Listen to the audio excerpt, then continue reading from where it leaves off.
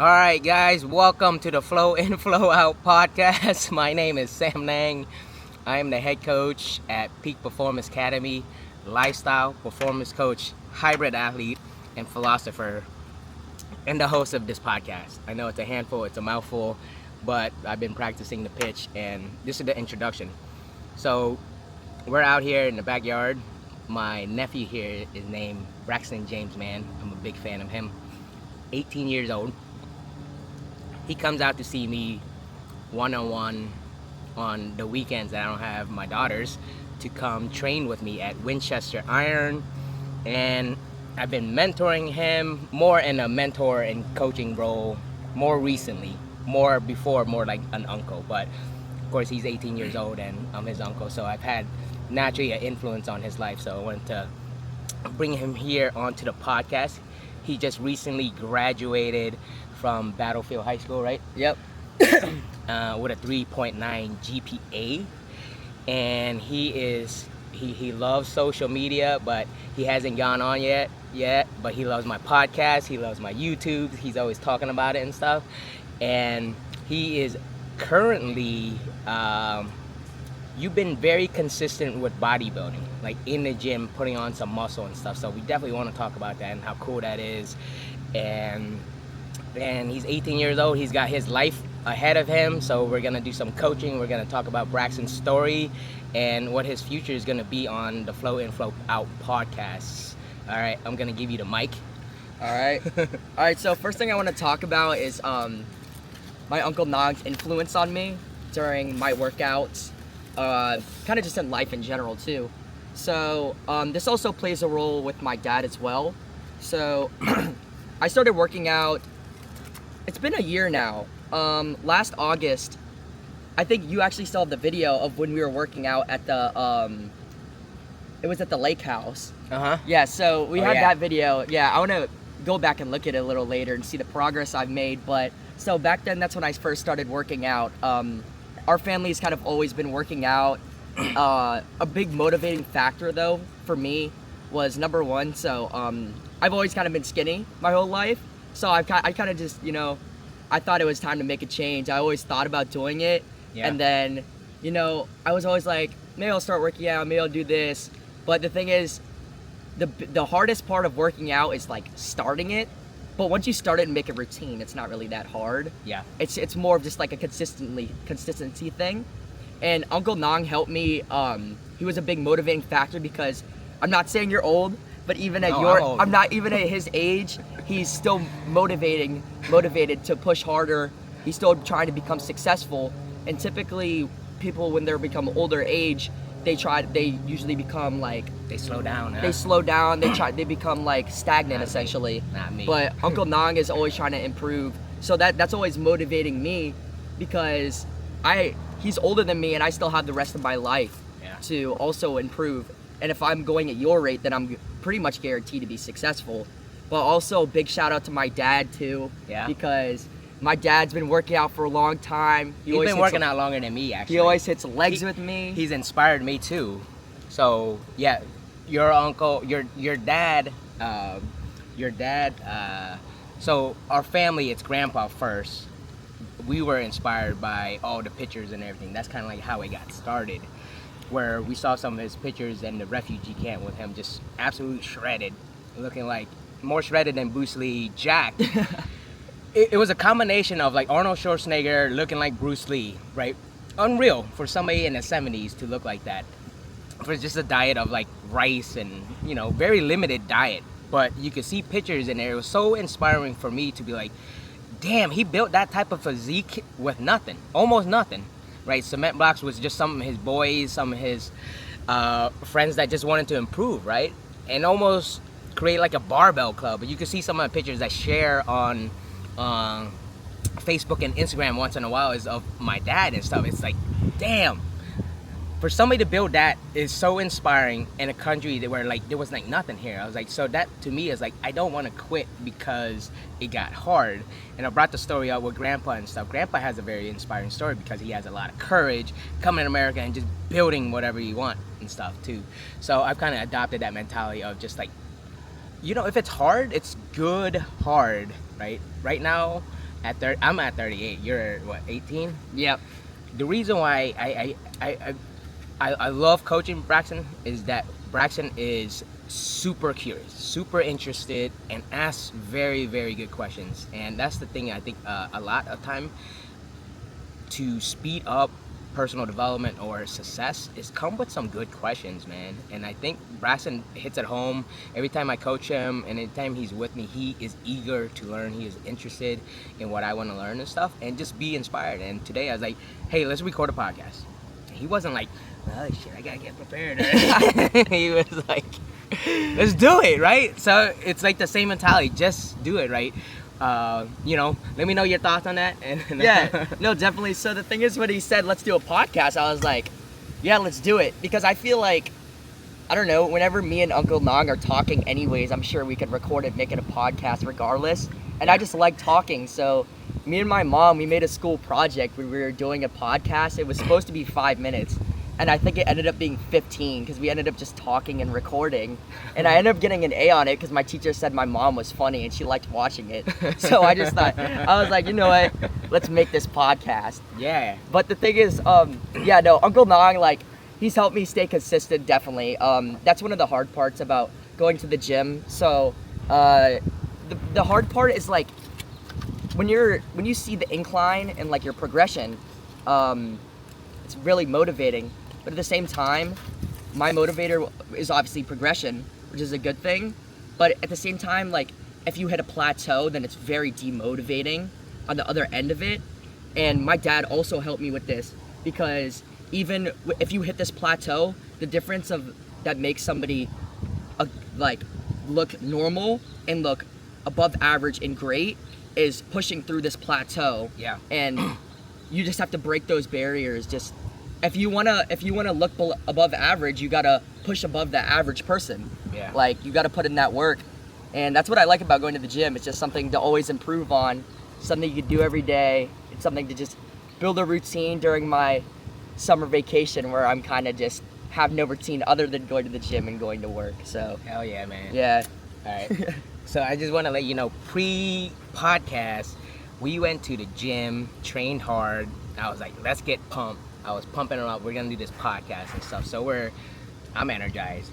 I've had some energy drinks, way too much caffeine for the day, but I'm just like pumped. I was like, what Braxton's here on the podcast and stuff. But like, we were talking about self-improvement and personal development and stuff. And really what is coming like down to that, and what I'm saying is, like, he has such a great mindset, right?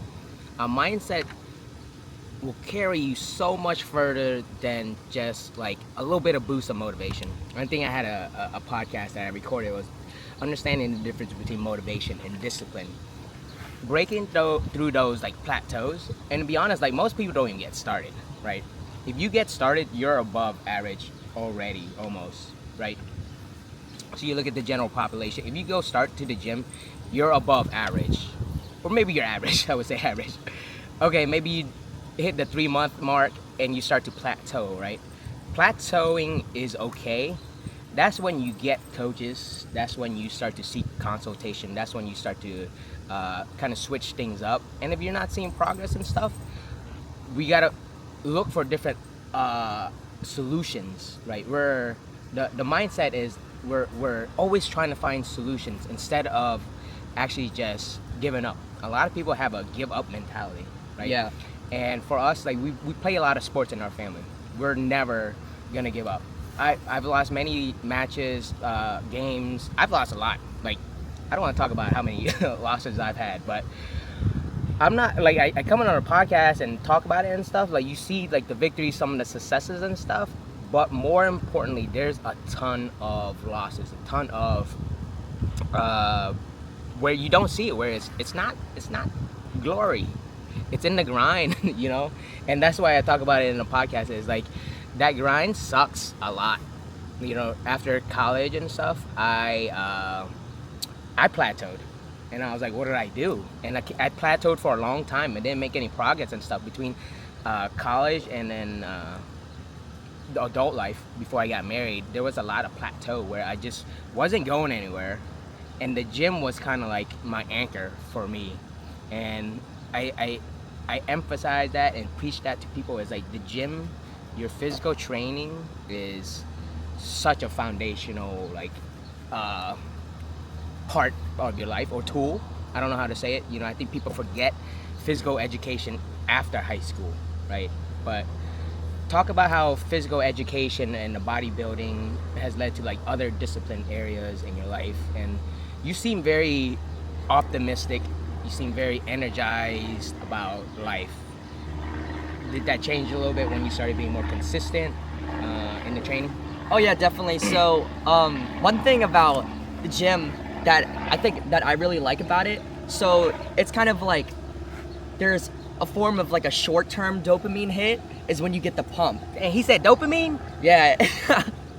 And the thing is about the pump that I really like is it motivates me because it kind of shows you, it shows you like an image of what you can look like without the pump. So I taught you that, right? Yeah, you did. Yeah, that was a while ago. Huh. But I always remembered that because I tried to get a nasty pump, you know what I'm saying? Then I looked in the mirror. Nasty pump, bro. And then I'm like, I'm gonna give it 3 more months and I'm gonna look like that without the pump.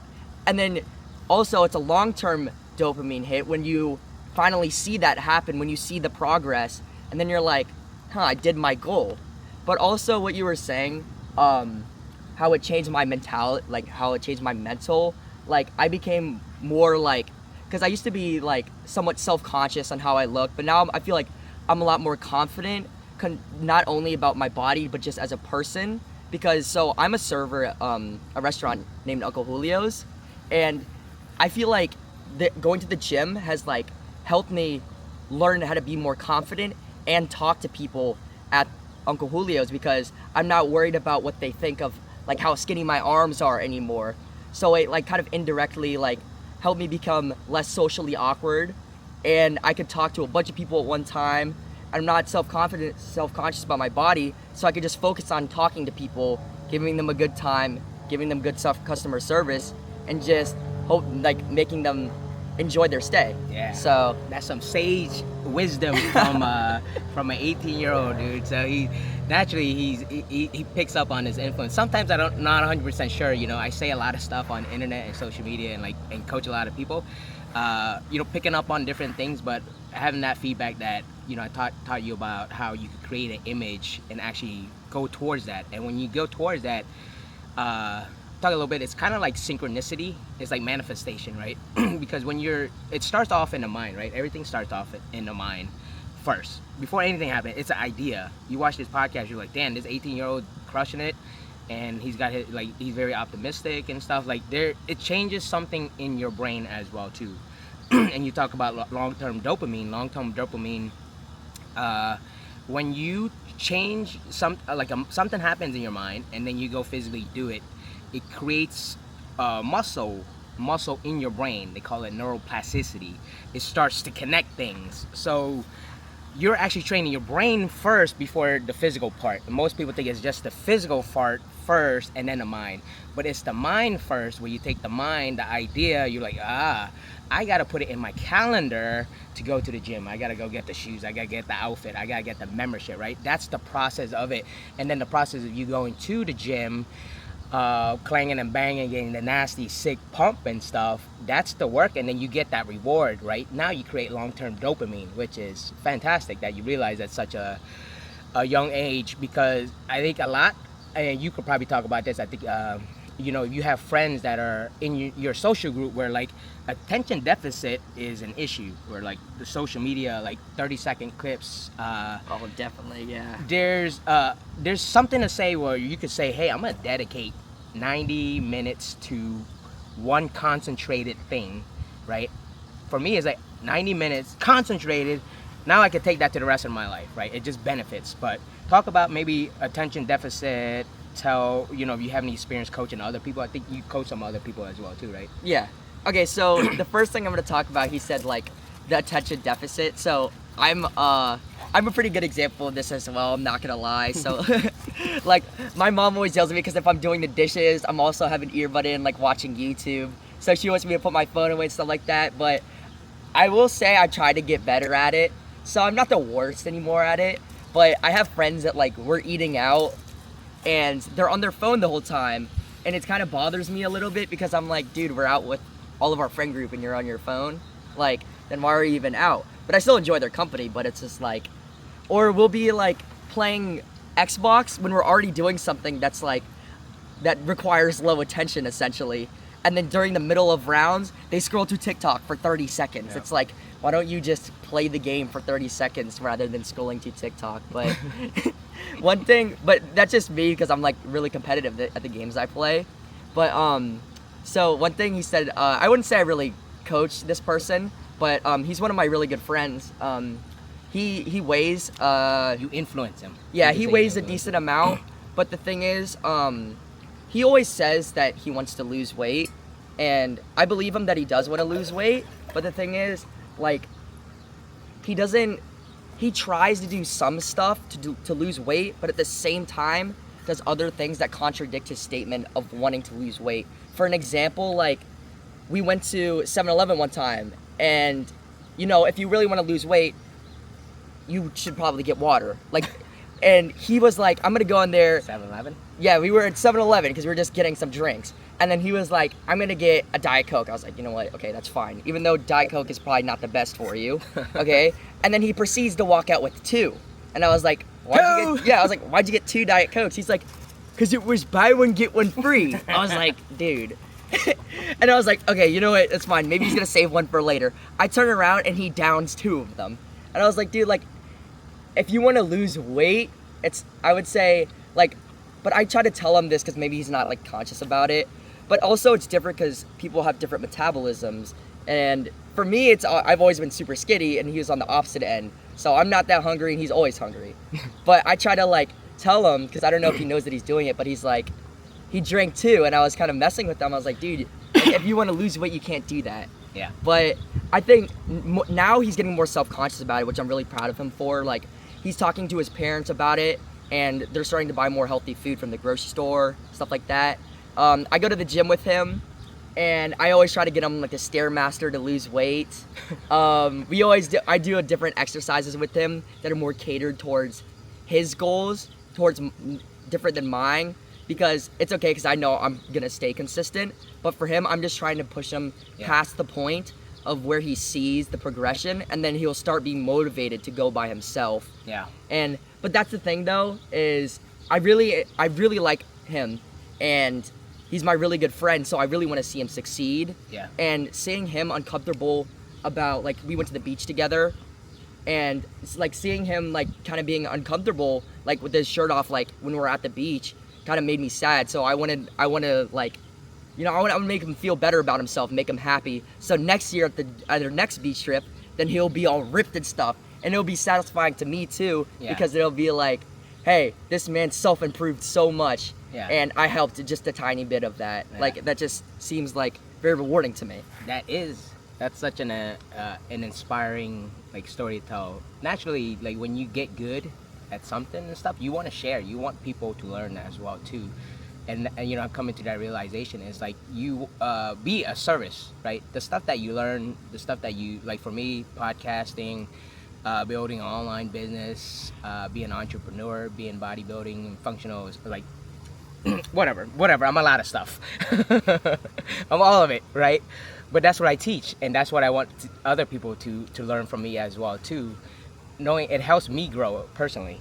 It's part of that process is there's a transformation in you, and then learning that you could help other people make lifestyle changes or mindset changes as well too. Gives you a really good sense of purpose and meaning. So that's fantastic, Braxton. Braxton's so wise for an 18-year-old.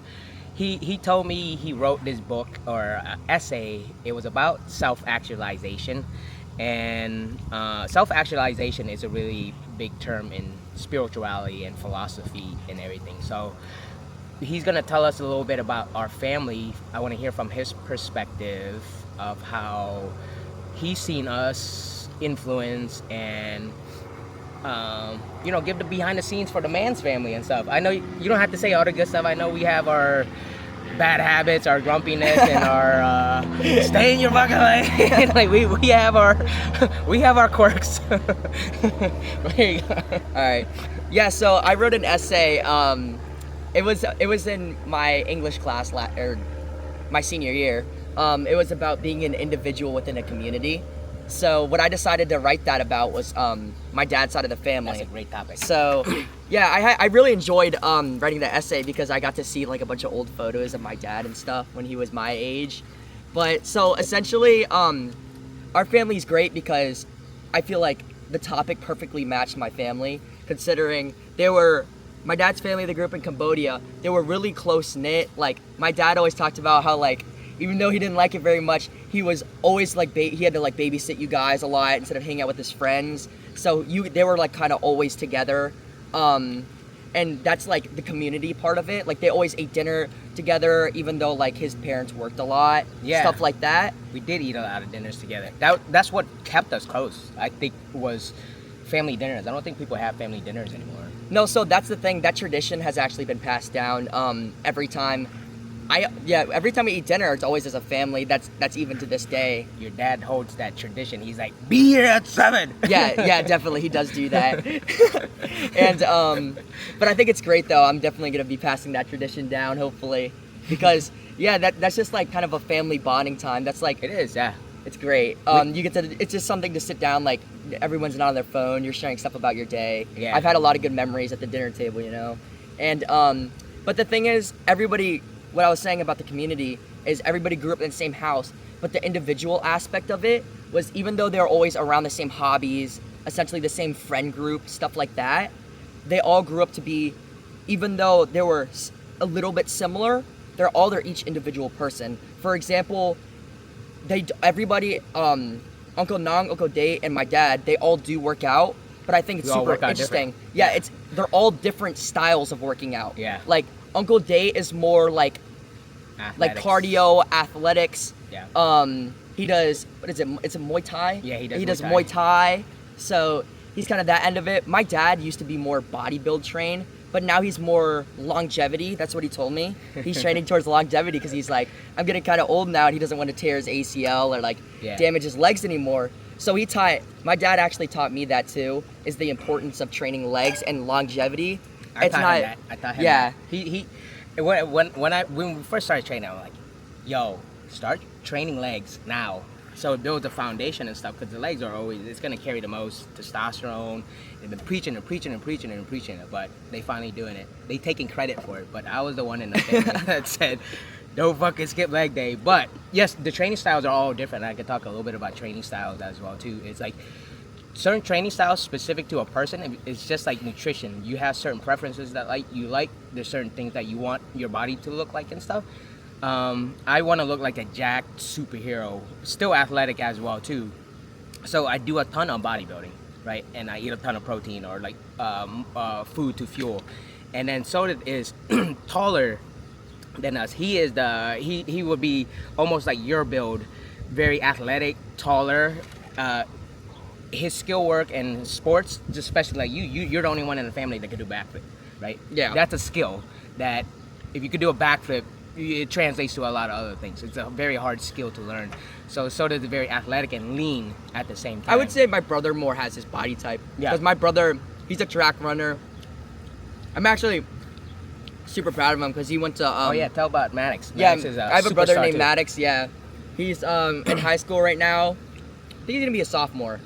Yeah, he's going to be a sophomore next year. So, you could coach him too. Yeah, no, so Maddox has actually been going to the gym really consistently recently. Yeah? Tell me a little bit about what kind of influence you... Because you naturally have influence on he's what 4 years younger than you, right? Yeah, he's 3 years younger than me. 3 years younger. Yeah. So of course he looks up to you naturally, right? Yeah, with my brother, the thing is I never directly said go to the gym, but the thing is in our house, me and my brother, we kind of walk around after we take a shower with our shirt off a lot, stuff like that. It's kind of but I would say my brother, I'm sure this is similar with all brothers, but they kind of copy you a little bit, or they see what you're doing, they want to do the same thing type of thing. And so I started going to the gym and he was seeing my progress, and he actually told me that. And then he started going to the gym. He's going to Planet Fitness and he rides his bike there every day. He's super consistent. He's made a lot of gains currently. Yep. He's an inch taller than me, so it's probably gonna be a little harder for him to do it, to get some gains. But yeah, he's definitely made some progress. He went to nationals for track twice. And he also went to the Junior Olympics for track. So yeah, he's killing it currently in that field. So he's more like Uncle Date. Yeah. But I don't know. I don't really play sports anymore like that. I play on occasion for fun, but I'm not like super competitive about it. But What are you competitive about now? Or like you have certain things that like you naturally like certain phases of your life. Like I know it's probably video games right now. Since Yeah, it is. But like there's certain things that like you're extremely passionate about. Sometimes you're extremely passionate about bodybuilding. Right now, I even told him I asked him, I was like, he told me, are you competing again this year? And I was like, I really had to take a big assessment. I was so immersed and so passionate about the entrepreneurial podcasting and everything space. It's so immersed, but it's like I have to keep assessing and stuff. But I'm looking and immersed into this, and I had to just be honest. I was like, I don't think I'm gonna be able to or want to do it right now, because one, I'm not in the mood to eat as much. Like I've been kind of sick and tired of eating turkey. yeah, I've been eating turkey for like 7 years straight. eating the same food, I'm sure gets very, it's just being like, fast. and as honest, like sometimes the plateaus, the struggles, nobody stays consistent 100% of the time and stuff, right? But just being with people, like this is what consistency and discipline is having more purpose, like understanding that you have influence on other people, not just like yourself. You have your brother, you even have your dad. You could be influencing your dad and stuff, because you're going to be learning new stuff. You're learning about neuroscience, you're learning about psychology, you're learning about philosophy as well too, and being your own individual within the community, right? We have a great community, the Cambodian community, and the community that we built in tribe and stuff that we built. I think one thing that I think I got from the Cambodian community is just the hospitality. Oh yeah, It's definitely. the hospitality. Mhm. I treat everybody like they are an old friend. That's That's a really good way to put an it. old yeah. friend and that's how I've kept some very long-term relationships. I have some friends that I've been friends for longer, 20 years. Even when my childhood, it's just that like whatever grudge that we had, whatever like issue we might have had, we're gonna grow, and not holding on to like grudges and stuff keeps more people around, which benefits. Like my grandpa, or like your grandpa and stuff, his philosophy is very similar, where he's not gonna burn any bridges or anything, but he treats people like friends, old friends and stuff. So I think that's some good insight that you had about individual within a community and stuff. But I want to learn about like what you're passionate about. Tell me. All right. Yeah. So currently, I kind of go through like kind of spurts of like things I'm super passionate about. But the main thing that I've been really passionate about currently is video games, because during summertime, I don't have a whole lot to do besides work and go to the gym. So I usually fill that time with video games, like hanging out with friends. That's their life. But Wait yeah. a minute, I actually do that. But the thing is, like, so with video games, I get really competitive. I play a game called Rainbow Six Siege. I'm not trying to brag, but I'm currently top like 7,000 out of like 2 million people. But I've also been playing the game for a really long time. This show's about bragging. Tell us your accomplishments. But yeah, I play the game for a really long time, and I've been playing with my friends too. The thing about Xbox that's actually kind of crazy is I made some super good friends off Xbox.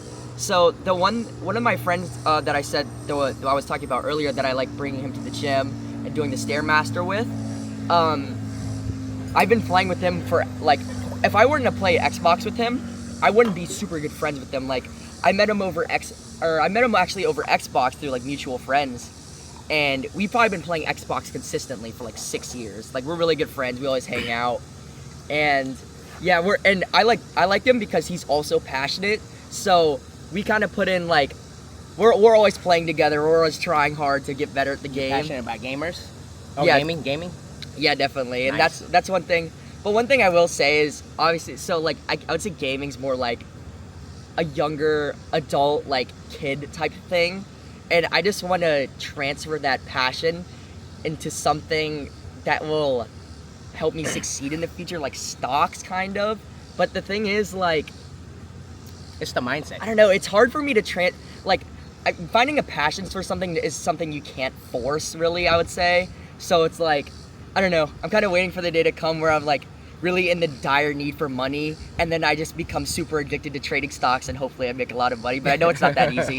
But hopefully someday that happens, and then I can teach my whole family and make everybody rich. Yeah, but yeah. That's my it's not go-to. an ideal world, so that's probably not gonna happen. But I Well, can dream. This is one last comment. We'll take a break and then we'll do the second half of the show. But the idea is like being like entrepreneur or kind of like finding yourself. Eventually, you will find yourself. You're at a phase where like you're trying to figure it out, which is great. There's I think there's limitless possibilities for me, and I like to have that mindset and be that type of person around people and stuff. And part of the podcast, I like to bring people that have built very unique lifestyles as well too. What I did before we went to the gym, I was like, hey, I got this dude, I think you might on a podcast, and he's a professional gamer. And I'm not saying like, hey, be a professional gamer. I think your dad will probably be very upset at me. Yeah. He's like, what the fuck? But I'm just telling you, it's an opportunity where it's not the gaming aspect where you think it's the stocks or you're gonna be successful in that. It's the spirit or the mind of creation, right? Of like being an entrepreneur or something. It's like, okay, just don't limit yourself saying that's probably not where I'm gonna go or where I'm gonna go and stuff, because there's many different possibilities and routes and stuff that you could actually eventually just decide if or whatever feels good, But of course you gotta make money. You always gotta make money, right? Yeah. Money is a priority. Money is always a priority for everything, but I think having a balance of finding money and passion, right? Because when you start to find money, passion, what the world needs, this is the motto. This is a life coaching motto, and then it's the Ikage motto. It's like, what does the world need, right? What does the world need, right? It needs more positivity, I think. It needs more mental health. It needs more personal development. It needs more positive people out there, right? What does the world need? How can you make money? Please, you gotta make money. We know that. That's why we go to work. That's why we go to school. That's why we gotta pay the bills and stuff. We gotta make money. And what are you good at, right? Really be honest, like what you are good at, right? And that we don't know. Most people actually don't even develop that. They just go take a route and be like, all right, I guess I'm good at being a lawyer, right? I think I had my friend Dean on there. He was like, I thought I wanted to be a lawyer, but I didn't really enjoy it. And he changed to personal development speaker coach, kind of like what I do. So, and for me, I was working in corporate America and stuff, but I was like, you know what? I gave room for me to change, because there's room as you change, as experience changes and stuff, because we don't know what the future is going to happen. We got AI, we got changes and how people see business and stuff. So it's just keeping an open mindset. An entrepreneur mindset is somebody that creates, but like there's types of entrepreneurs as well too. There's ones that are just like artists that just creates. Like some people just like creating live streams and don't really care about making money. Or some people just like coaching people, coaching for free. That's in itself, it's creation. It's an entrepreneur, but a true entrepreneur will always look for profits. Has to be profits, because without profits, it's what's the point of being in business, right? So that's your business coaching for today. We're gonna take a break and then we'll do the second half. Okay? All right, cool.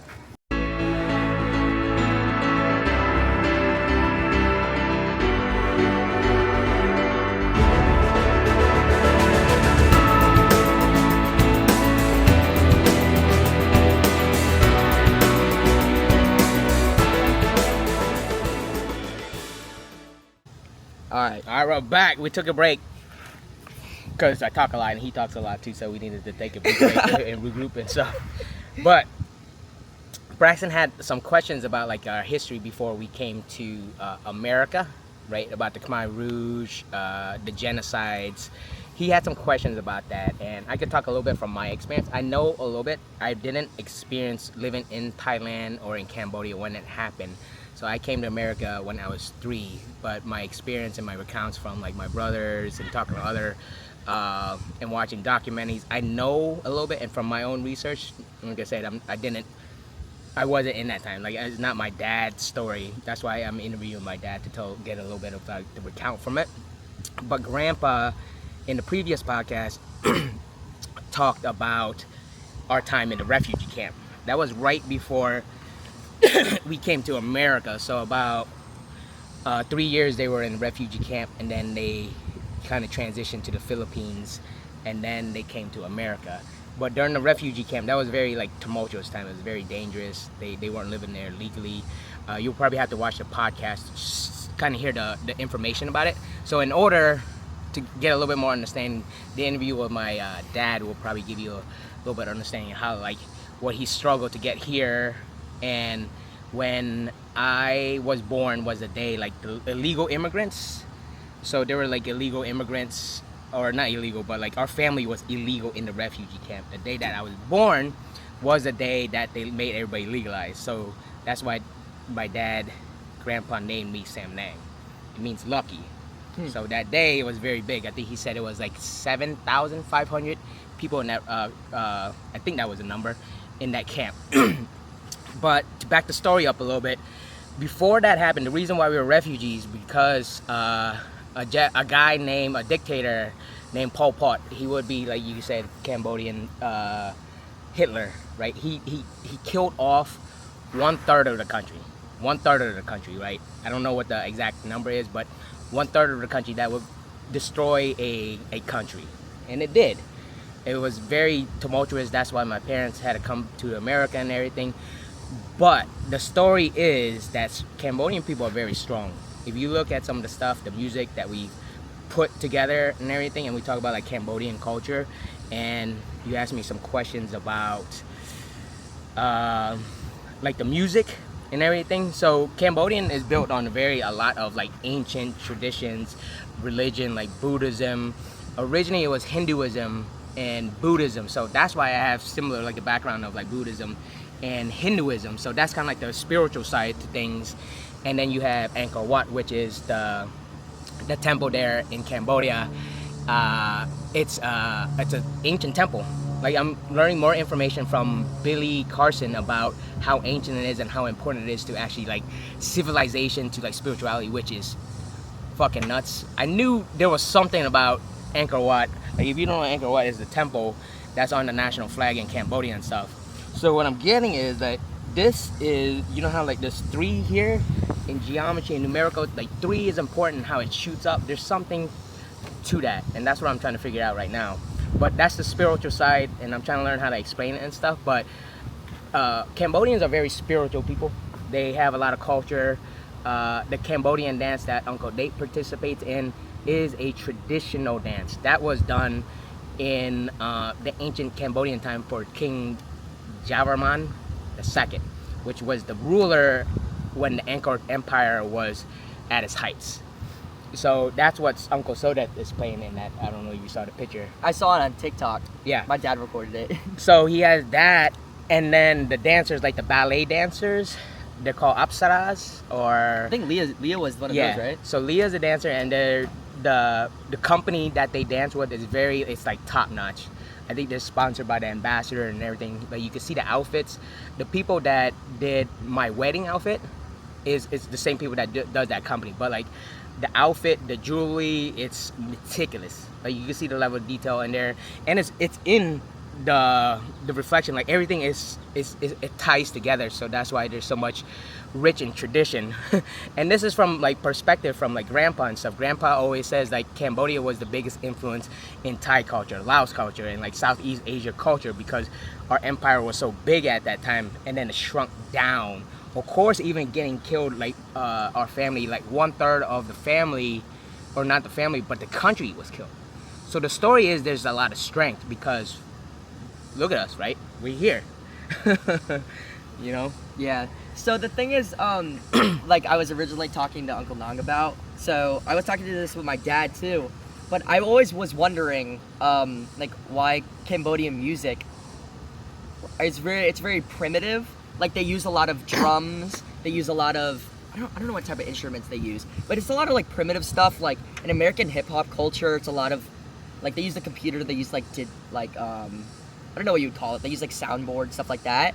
But it's crazy because so my dad is with this girl named Singta. She's really nice. Shout out Singta and Jaden. But But I think her brother is like one of the top producers in Cambodia, and it's really interesting because he was showing me some of his music, or I don't know if it was his music, but he was playing it on the radio, and he's like, "This is my favorite song," and he was playing it, and Cambodia is starting to somewhat catch up to like current American music. Like they're starting to use soundboards. It's starting to sound more modernized. Yeah. And the thing is that, like, I was talking to Uncle Nog about is like, I wonder, like, that guy that killed like 1/3 of our population. Like, I wonder what Khmer would be like today if that didn't happen. Because my dad was telling me that he killed the 1/3 of the people. It wasn't just a random 1/3 of the population. It was like, everyone with influence. Yeah. Everyone, their greatest minds, and the teachers, the educators, the professors, the monks, the spiritual teachers and stuff.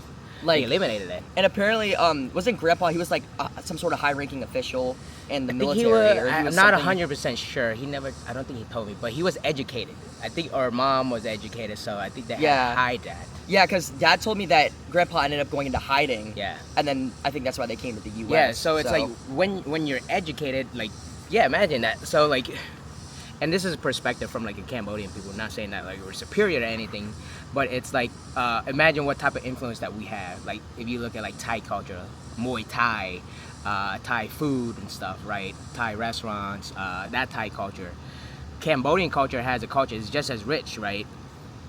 We have Kun Khmer, right? We have pho as well too. It's called Ktil, right? There's different variations of other food that you probably eaten as well too, like Banh Chao, Banh Siêu, right? Pho, there's Ktil, there's Cambodian versions of everything that you like. There's a Cambodian version of it as well too, like papaya salad, bok bahong. And then there's also very authentic stuff to Cambodian too, which I think, you know, Thai has something authentic, Laos people have something very authentic, and then Vietnamese have very authentic taste as well too. What's that spice we use? We use like a very specific spice that my dad grows. Oh, it's called krung. So yeah, that has a very that's a very distinct taste to krung. culture. What krung is, it's basically, so every country has like a curry. It's like curry. It's like a blend of herbs or like aromatics. So it's galanga, turmeric, can't remember, but there's like 4 things, but it's just a paste that you put into the thing, and it's very distinct to Cambodian food. It's acquired, but it's very aromatic, it's very unique and stuff. So the food, the culture is good. The thing is, what's happening is there wasn't a lot of like Cambodian people aren't known for being entrepreneurs or business people. Yeah. We're too nice. That's what I think what happened. And you know, we're too community based. We give away stuff too free and stuff. But yes, I'm an entrepreneur, and I do have the hospitality where I am too nice sometimes as well too. But at the end of the day, we're all good people, but we start off with a lot of hospitality. So, but now in the entrepreneur space, like I'm an entrepreneur. There's more entrepreneurs that are starting to rise and starting to show up too. You know, you got rappers like Vanda, right? You got people, social media influencers. There's a few of them out there. You got more music out there too. So our culture is, you know, I would say it's making a comeback, but also modernizing it as well too. The reason why like Vanda is so popular is because he's mixed some very traditional music and sound and be able to blend it with some modern day like approach, which is neat. It's sick. Like I bang to it like all the time. I'm in the gym or whatever and stuff, and it just gives me so much pride. Like his music gives me like, damn man, like we came from like our country, like 1/3 of it was gone, and then you're just like, for us to come back, it's a spirit that we have, and you know I want to instill it and showcase it on here in the podcast and stuff. You know, it's like we come from. I know we have a lot, you know. But it's like you got to be inspired by the story to continue to keep going. Yeah. You know? I think, yeah, definitely, like, he was talking about Angkor Wat. So I think that's, like, a crazy architectural design. Like, I personally find interest in stuff like that. I'm sure a lot of other people do, too, as well. But, like, I was watching a documentary with my dad, and they were, like, showing up-close footage of, like, the statues and the engravings and stuff on the temples. Yeah, like it's so detailed. The amount of detail they put into that is actually nuts. Like the yeah, just the detail was nuts back then, and just I don't know. I want to personally. I want to go there. I want to visit Cambodia one day.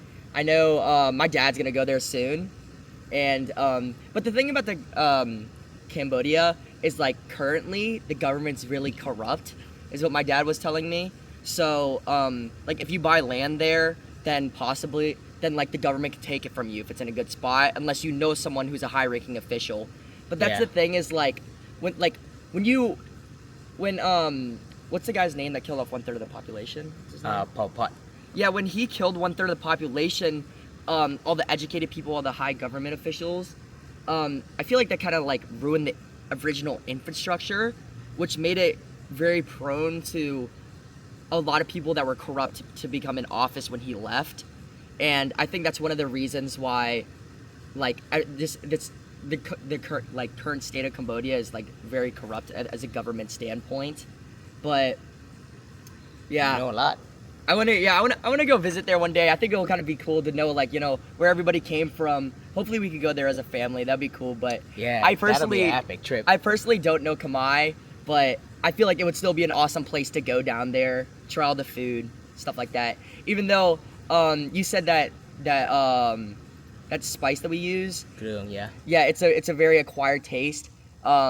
I personally don't mind it, but I eat all the food that my dad makes and stuff like that. But It's acquired. You yeah, have to it's like. definitely acquired. The more you eat it, the more you like it. Like I didn't originally like it when I was a kid, and then as I got older, I was like, oh, I love this. Oh, another thing Yeah, you might is like it later. bitter melon. I don't know Okay, what that- we need to give everyone on this podcast. You need to try bitter melon because it is disgusting. Oh, there's So an bad. Asian, or there's a book called Lunchtime with Samnang, and I read it all the time, and I could tell you some of my favorite dishes, and maybe we could have so my dad's wife Ming Bat is one of like the best Cambodian cooks there. She doesn't have a restaurant just because she has like her full-time job, but like she kind of caters outside of like her my dad's house, her house. It's just like a house of hospitality. Like she runs like an Airbnb because she works in a hotel. She always has food, and she's always like welcoming. Right, the door's always open, and like, people are always there, either hanging out or just like kicking it. Right, but the food, if you really like it, like it's good. Like there's slam chu krung, there's bok hong, there's bang chao, right? There's a lot of very unique foods that are specific to Cambodia. But like if you like Laos food, you like Thai food, Vietnamese food, very similar influence. As like Vietnamese food has like a lot of fish sauce in their base. Krung and Pohok. Pohok is fermented fish paste. That might be too much for people. It's very funky. It's basically fermented salted fish. It's like advanced level Asian. It's like Yeah, it's not for me. It's not. I'm only half Cambodian. That's not my level. He could probably eat. Like I'm 10, Uncle Dave, Todd. Like you're like there's different levels to Asian. There's right? levels to this. There's levels Come of on. Asian. You're like in the mid level, like, and then your mom's like a PF Chang. Well, no, she's better. She's got. She used to be PF Chang's level, but now she's risen up. She's got, because my dad used to tell me she used to eat like nothing. Oh yeah. And then yeah, she.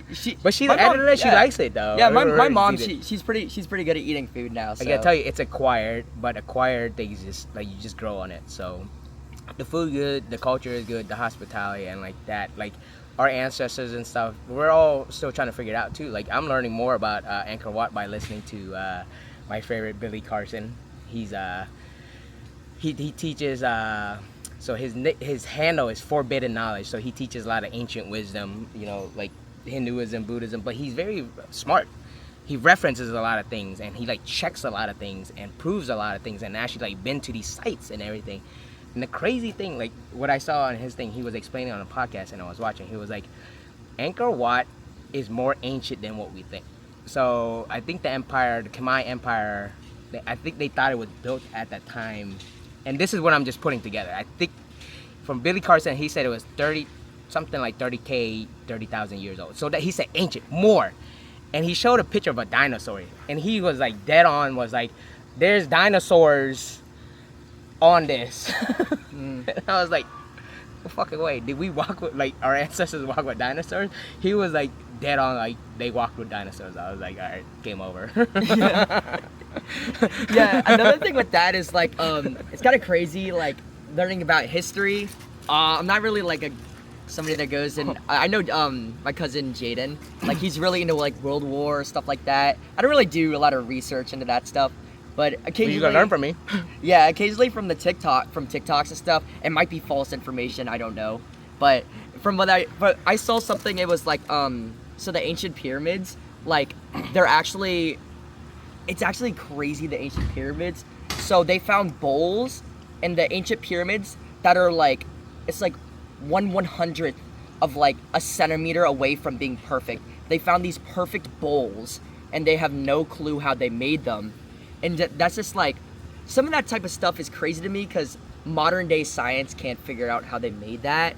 It's like, especially like they're still like finding new stuff in the pyramids, and there's something going on with those pyramids because there's this dude, I forgot his name, but he's like, apparently he was going into like a tomb and he didn't say what was in there, but he marketed it saying like, we're gonna go in here, we're gonna record the footage, and it never ended up happening, and everyone was wondering why. So they asked him and he said that there's nothing interesting down there. And then nobody believed him because he hyped it up as this really big thing, and somebody went down there to check and they cemented the entire wall off. So people think that's something like they found something down there. There's a lot. But there's a lot of information coming out from like the ancient folks. But like that's why like quantum physics is so crucial to learning this. That there's a side to it. Like that's why I have a podcast where I talk a little bit about that and stuff. Where like before people, all right, and we could talk about religion, and then I mean we're having some like real grown up talks for a young guy, but we talk about like religion or like the Bible and stuff. There's some stuff that's in there that's kind of like far-fetched, right? When you hear stuff that's kind of like far-fetched, it makes you like, for me, I'm like, I don't know if I 100% believe that. But right? to be fair, when knowledge is passed down through that long, I feel like it ends up being exaggerated. Yeah, ends up being stretched. stories. There's stories. I was watching a movie with Dad the other day. It was called like something 100, like no, it wasn't Fitness 100. It was about like the Spartas though, and the way they were depicting them. He said it was his favorite movie. I forgot what it's called though.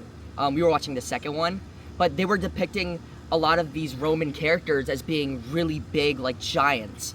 And the thing is with that is like, I would say like, it's based on a true story. I could believe that, but it's kind of exaggerated. Being passed down like as these. So like, I feel like a lot of this religion stuff, like even though like some of it is exaggerated, it could very well be true. Just when information's passed down and translated into 40 languages, that it could be exaggerated or mistranslated.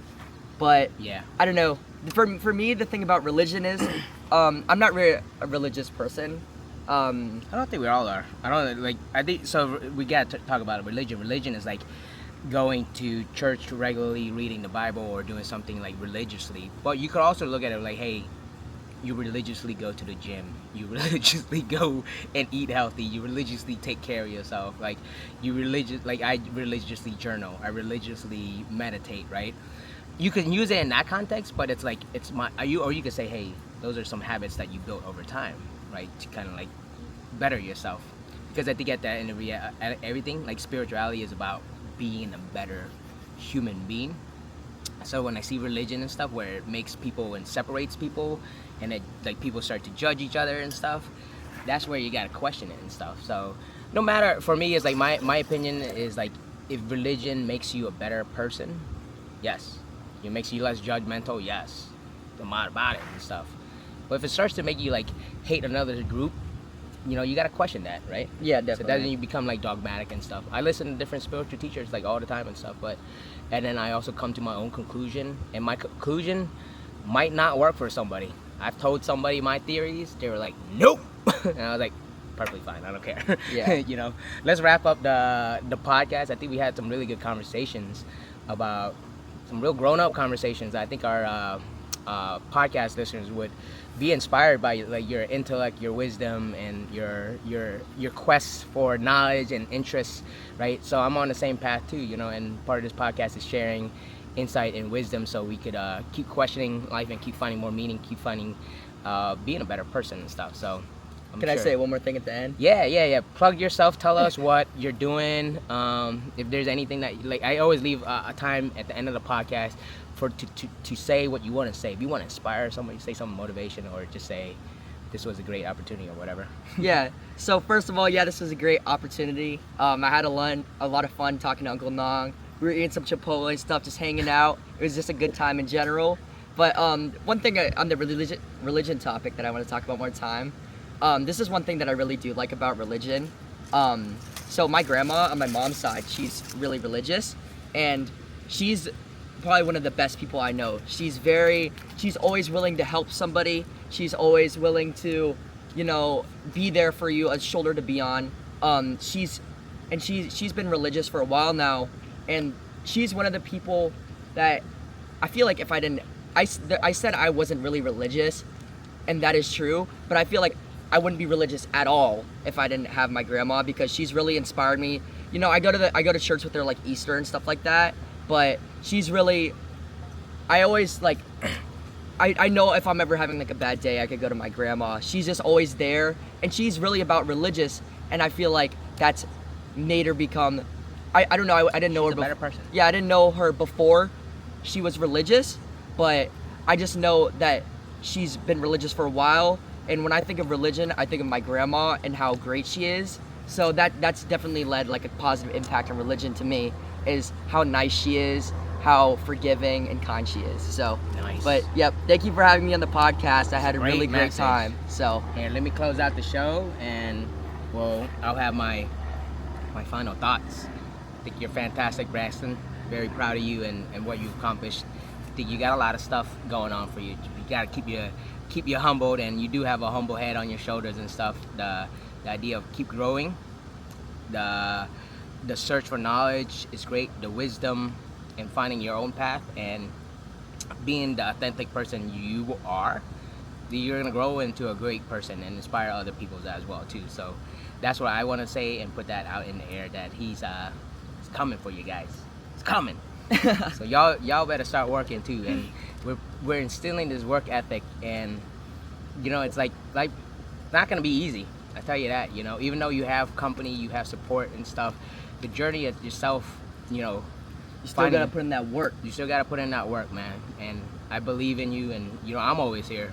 You got a ton of support behind you and stuff, and we want to make you proud, and we want to support you as well too. So part of this podcast is having people tell their story and then continue to develop the story as well too. So as the story develops, as I develop and stuff, we're gonna keep pumping out some good inspiring content and everything. So glad you got to learn about Braxton and how I've inspired him or been an influence in his life, and he's definitely made me proud as well too. So like I said, I think we had a talk earlier about like when you influence and when you coach other people and you see the impact it has on other people, it's just as rewarding as getting it yourself. Yeah, definitely. Those are my final thoughts for today, sir. Thank you guys for watching this week's episode of Flow In, Flow Out podcast. I'll see you on the next one. Bye, guys.